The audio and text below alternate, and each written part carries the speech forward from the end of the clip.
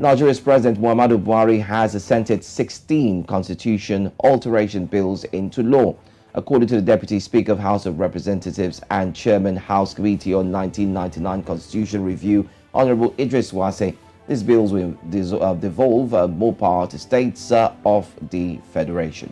And one of such a bill is the financial independence of state houses of assembly and state judiciary.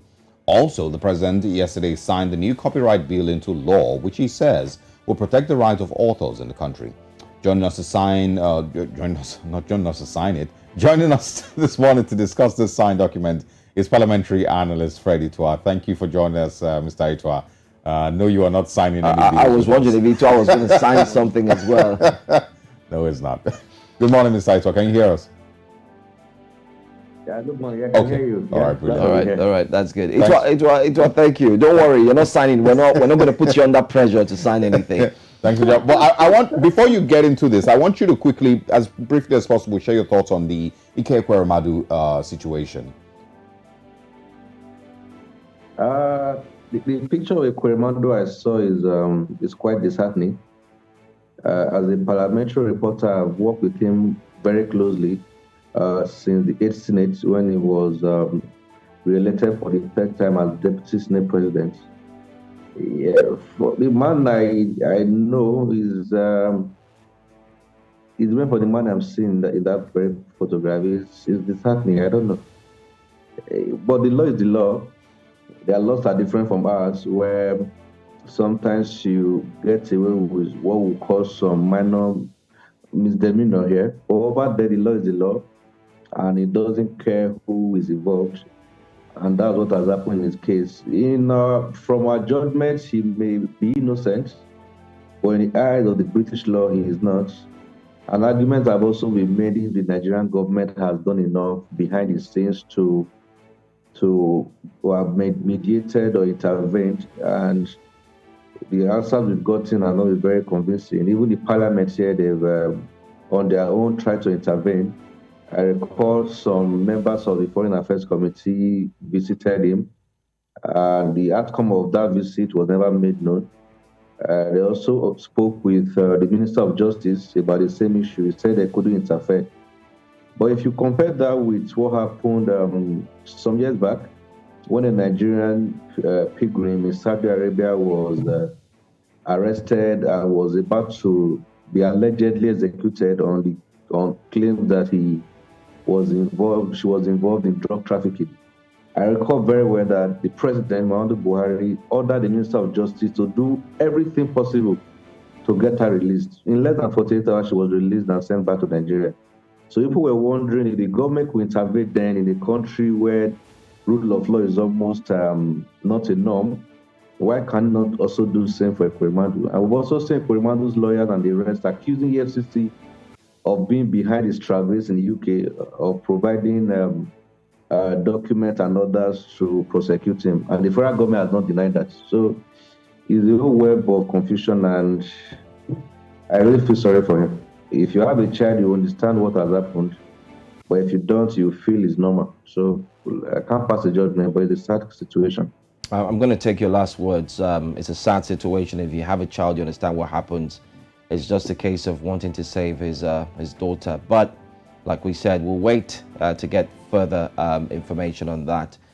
But away from that, now let's take a look at what Nigeria's president, or do we start calling him the outgoing president, has done in the past few weeks, signing new bills into law. You have stayed close to the parliament and you've seen these laws come into fruition, especially with people asking what happened in the past 8 years. Why weren't these laws signed so that Nigeria can indeed start to ensure that certain things are taking shape and taking place? But let's talk about the laws first.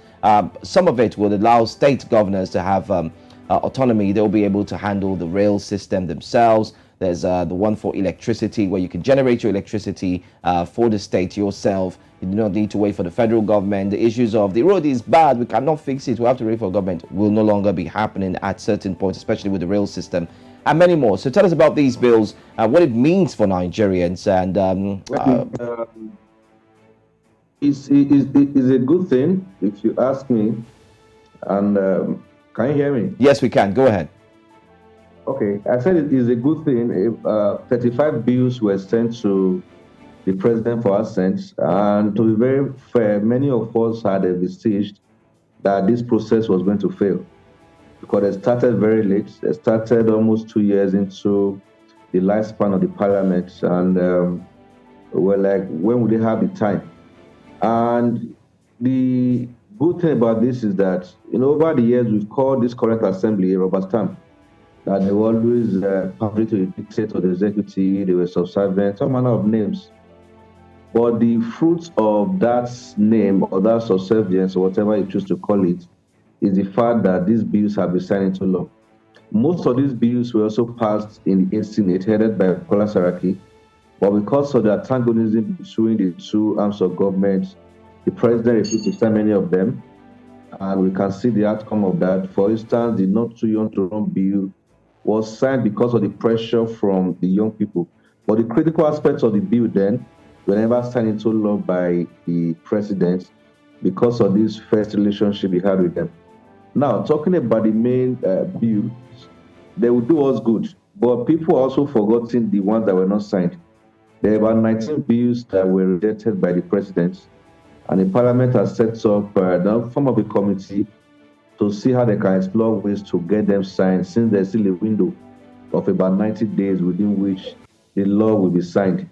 Now, if you look at one of them, which is very critical, is the independence of the State House of Assembly, who before now you could describe state lawmakers as houseboys to governors.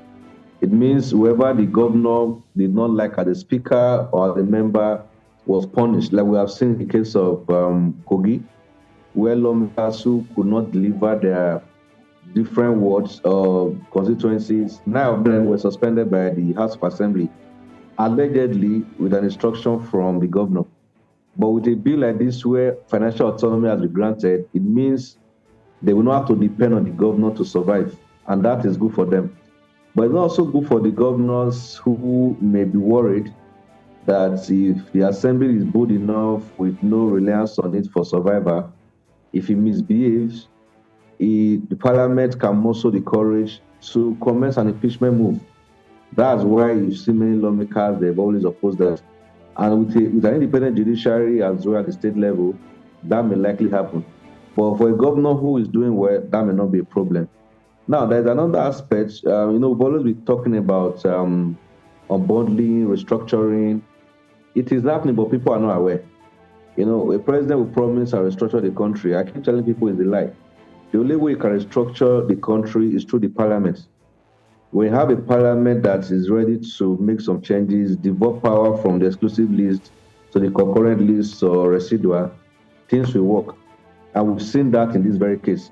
So the current assembly, which will be inaugurated on the 13th of June, later this year, if they're also serious, they can build on what has been done for us to do more devolution of power, which part of which is state police and the rest of them. But this has also created an avenue for states that have the resources to begin to build their own rail without resort to federal government, to work on some of their roads, to build power plants, to generate, distribute, and transmit if they choose to. And for other states who just lag behind and watch others grow, the ball is also in their court. So it's a good thing. It's also like a return to what we used to have, where states were growing at their own pace, and there was this healthy competition among them, trying to outdo one another. That may likely return for states that are serious. But it's a long walk to freedom, and the current parliament would have to probably do more to see if the 19 bills rejected can be salvaged, one of which is to empower the parliament to summon the president and other government officials. The current law is not very firm on that. They can, but it doesn't say that they must honor them. So if that bill had been signed into law, it means they would have had the power to summon the president or the governors. We also have another good aspects of what was signed into law. Unlike Buhari, who during his first term took him 6 months to appoint ministers, by law, within 60 days, a cabinet must be constituted at the federal and state level. That is the new law. So There are quite a number of good ones, and we are hoping that implementation will not be a problem. Yeah. Which is always the issue here. Yeah, and that's where I was going to, because I remember, I think it was in 2017, there was the NFIU controversy with regards to local government allocations, from states. I don't know how that eventually turned out, but I remember the president did, make those moves in 2017. Now, but I wanted, you to speak a little bit more about the fears that governors have, that if they don't control the State House of Assembly funds and the likes, they wouldn't have that level of control over them. And of course, the governor can then be maybe impeached or can be checkmated. Isn't that the essence of democracy, Mr. Itwa? Isn't that what it is meant to be? That nobody has that level of authority, that it cannot be questioned or it cannot be checkmated either by the House of Assembly or by the judiciary or any other form of government. So shouldn't we see that as a positive? Yeah, it's a positive, but not also good. As a Nigerian, you feel is fantastic, but if you're a politician, you will not appreciate this law. It's also the same reason why governors are opposed to financial autonomy to local government. Let me try and put down for people to understand. Now, if you have an independent state assembly that has financial autonomy, which means they get their money directly from source, and you have about, let's say, a state like Kano with many local governments, they get their money directly. It means if the council chairmanship put their resources together and align with the state assembly, I'm not sure any governor will survive the first 6 months in office if they misbehave. We'll end up creating a sub-national cabal that will control who becomes the governor. It may also lead to anarchy that people don't want to think about, but it's a reality that we have to accept. That was part of the bills that was sent to State House of Assembly, financial autonomy for local government. But I think only 9 states agreed, and then there were about 24 of them to have concurred, and that was how that bill died. If you also recall, 4 years ago, this financial autonomy for local for State Assembly was rejected. Now probably they had the guts to have this done, probably because some of the governors are outgoing. I just felt, okay, since we will not be the victims of this law, we can choose to let it go. But if this is done, and you also have that local government financial autonomy passed, it will create serious leadership at the state level. But on the long run, it will also create some form of mild political crisis for governors who may want to assert their authority, but they will have to contend with local governments and state assembly that are financially stable and will not have to rely on their handout to survive. That is what governors we have interacted with behind the scene. That's what they've expressed. That's their fear, really. The fact that if you can't control them, your position is not certain. Like the National Assembly that is technically handicapped in impeaching the president, the process of removing the governor is quite simple.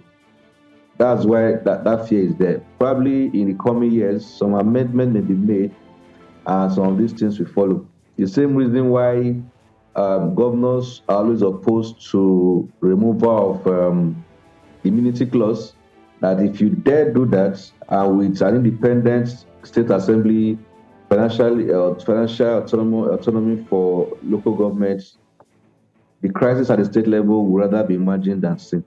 All right. Thank you so much, Freddie Twa. You're always great sports joining us, breaking it down for us. It couldn't be any better. We appreciate your time. Thank you. Thank you.